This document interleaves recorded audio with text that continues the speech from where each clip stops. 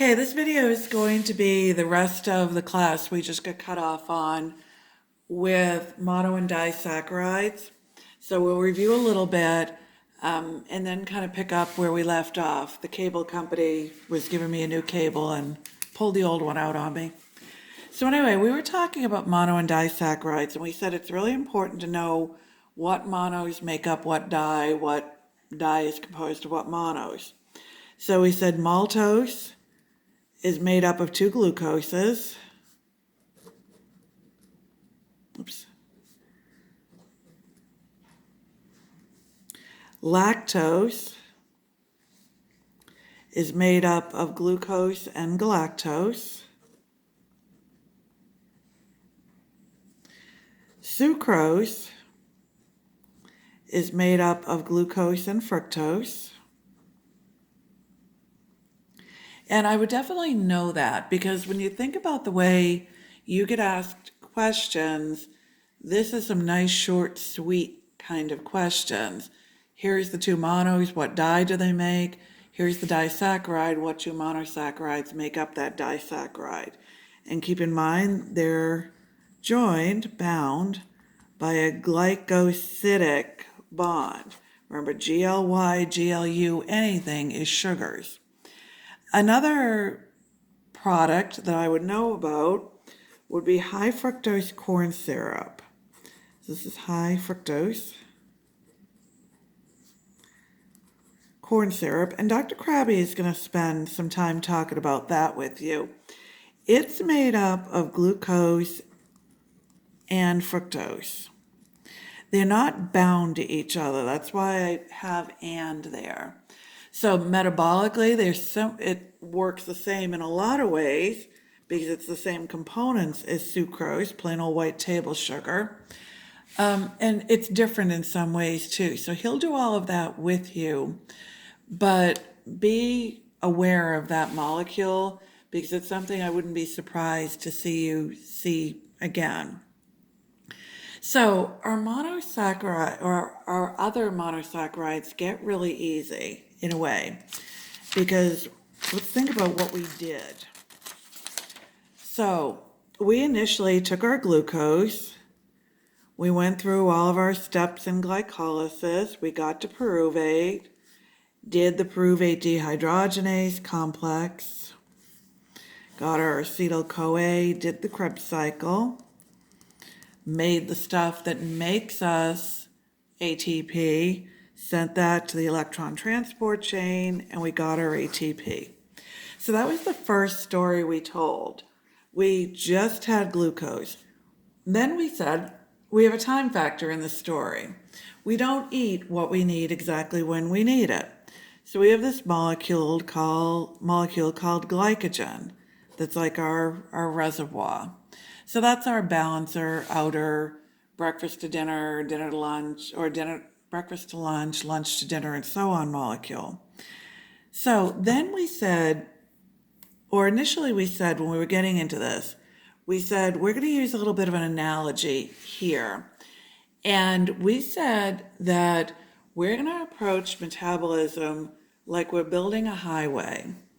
And we're going to build our highway start to finish, glucose to ATP. So it'd be like we're building I-95. We're going to build that highway from Holton, Maine to Miami. No on-ramps, no off-ramps, no nothing. Get that done first because it's like that's the hard part of the project. We've got that part done. We're from Maine to Miami. Now, adding on-ramps and off-ramps isn't too difficult. The bulk of the work is done. So our monosaccharides, our other monosaccharides are kind of like that. We're going to see fructose going into the glucose story. We're going to see galactose going into the glycogen story. So what I mean by going into the story is we're going to take these new monosaccharides, and we don't have to tell the whole story like we did between glucose and ATP. We're going to do a couple reactions and get on that pathway, get a molecule you've seen already, and then just go from there. Galactose, same thing. We'll do a couple steps, get on this pathway, and we'll go from there. Sorry, Luke has her squeaky toy. So we don't have very much to do to actually get on the highway on the part we know already. So if I say anything to her, she'll squeak more, sorry. So the first molecule we're gonna do is fructose. I'm gonna do it in words, and the structures and everything are in the PowerPoint. So if I eat a molecule of fructose, or if I eat white table sugar and break it down to get my fructose, I just do a couple steps and I get on a path you know already. So the first enzyme, or the one that fructose has the highest affinity for fructose, is the better way of saying it, is fructokinase. Pretty easy to remember, fructose and a fructokinase. And that makes me fructose 1-phosphate. So abbreviating fructose with an F, phosphate with a P is perfectly safe. Anything starting with a G, write it out, because you'll get messed up with it later if you don't. So my number one root, my primary root, is fructokinase. My number one root makes me fructose 1-phosphate. Then I cleave my fructose 1-phosphate into a glyceraldehyde and a DHAP. So let's look at something here, and let's go back and make sure you catch it. I cleave this fructose. It only has 1-phosphate, so here's where my 1-phosphate goes. Don't get messed up there, and we'll come back and talk about it in a second when we talk about the other root. You're just so used to cleaving fructose, but cleaving one with 2 phosphates on it. So my other root is hexokinase. Can make me fructose 6-phosphate. So hex stands for 6, puts the carbon on, or puts the phosphate on carbon 6. So let's go back and look at something.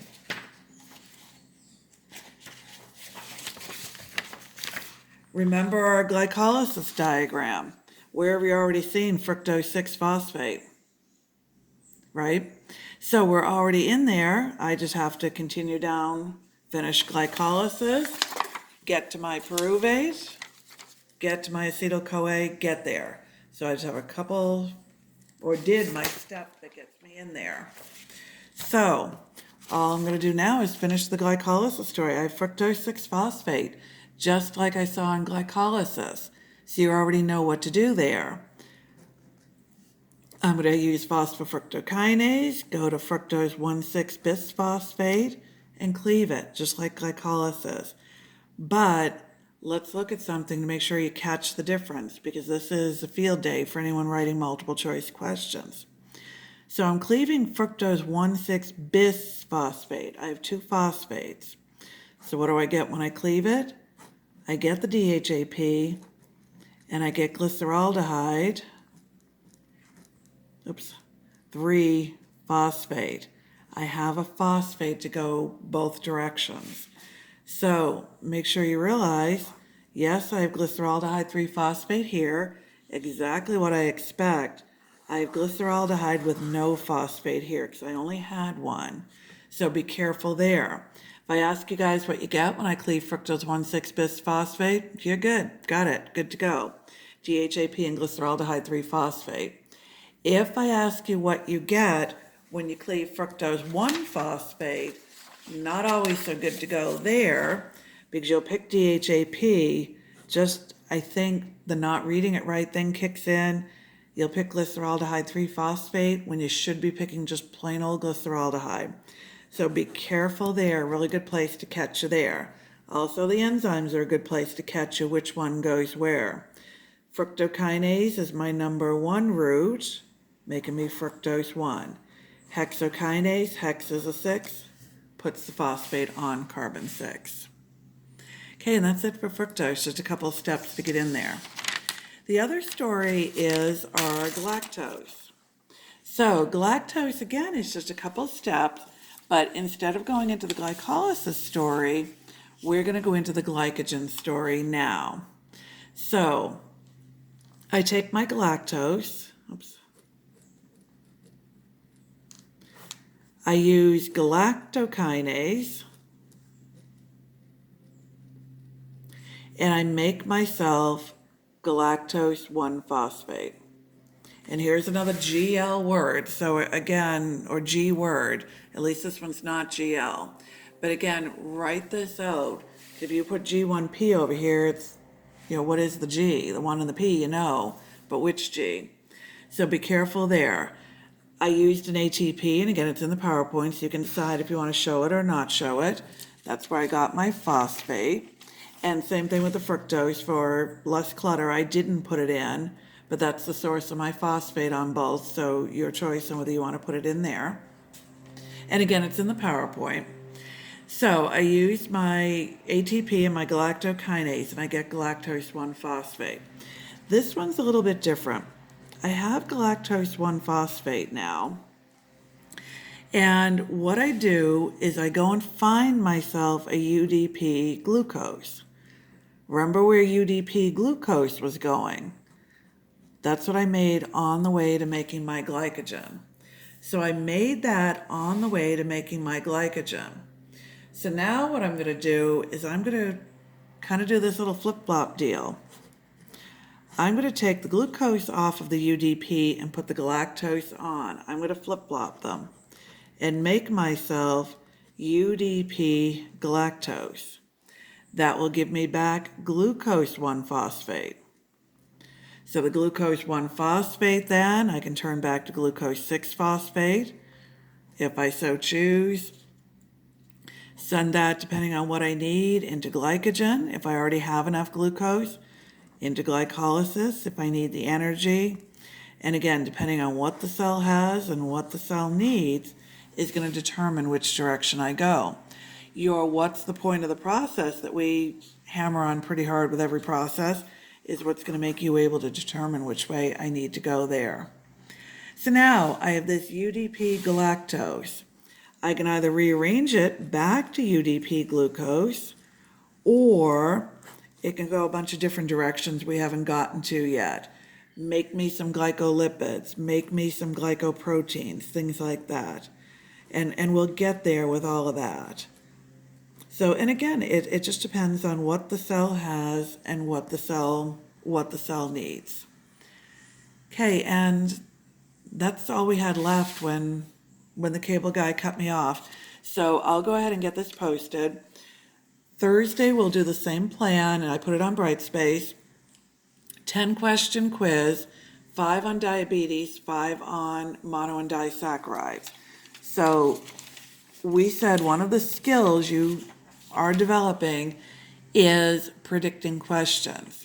So if you're predicting questions, 5 of them are coming, we said that makes perfect sense in terms of putting a multiple choice question together. This stuff looks great for that. Here's your 2 monos, pick the die, here's a list of die, or here's a die, pick from the list of monos, what makes it up. Fructose, what makes sense for good questions? Fructokinase makes me what? Hexokinase makes me what? I cleave either one of these. What do I get? Knowing darn well that's one that everybody's going to want to ask you what you get when you cleave it. Galactose, galactokinase makes me what? What enzyme makes me galactose 1-phosphate? Stuff like that. The exchange reaction, a little tougher to ask. So anyway, a little bit of an idea how to direct your studying. So we'll stick with that plan on Thursday. I'll put the quiz up in the morning, and we should be good to go. If you guys have any questions, I know a video wasn't the ideal way to finish this, let me know, and we'll make sure we get you sorted through them.